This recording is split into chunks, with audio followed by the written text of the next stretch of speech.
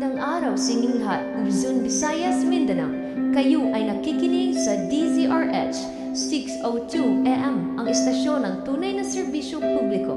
Narito ang ating radio drama na pinamagatang Ang Tunay na Pagkakaibigan, isang kwento tungkol sa tiwala, pagsubok at pagpapatawad.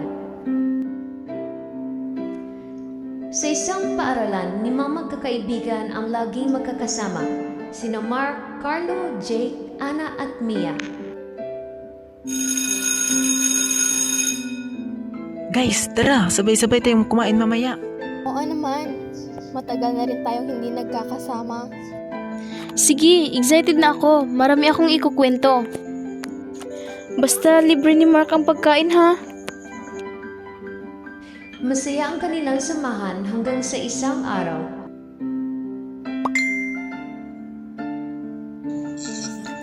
Guys, may nakita akong post sa social media. Sabi rito may nagsabi daw na tamad si Ana sa grupo. Ha? Sino naman ang nagsabi niyan? Hindi kaya isa sa atin? Aksyon ba sa kalusugan ang harap mo? Dito na tayo sa subok na Santhom Plus Gold. Santhom Plus Gold, mas pinalakas, pinagaling, pinahusay. Santhom Plus Gold, gawa sa pinaghalong mangosteen, ampalaya, garlic, malunggay at spirulina. Santhom Plus Gold, kalusugan ng iyong pamilya, siguradong protektado. A quality product of Yes to Health. Santhom Plus Gold. Mukhang si Mark ang may gawa niyan. Ako? Hindi akong nag-post niyan. Pero bakit pangalan mo ang nabanggit? Hindi ko alam. Baka may gumamit ng account ko. Dahil sa isyong iyon, nagkahiwalay ang magkakaibigan. Nakakalungkot. Hindi na tayo tulad ng dati. Nasaktan ako sa nangyari. Sana malaman natin ang totoo. Kinabukasan, may umamin. Guys, may sasabihin ako. Ano yon?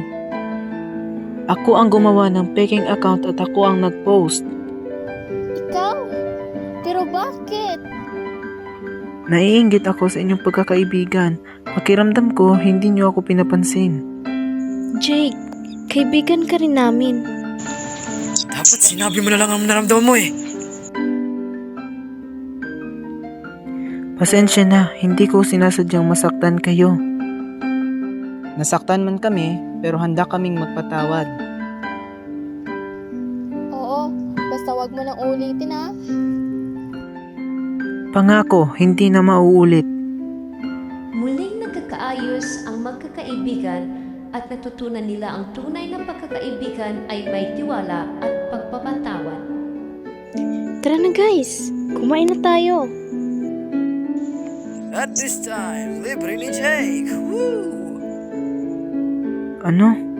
Ako na naman?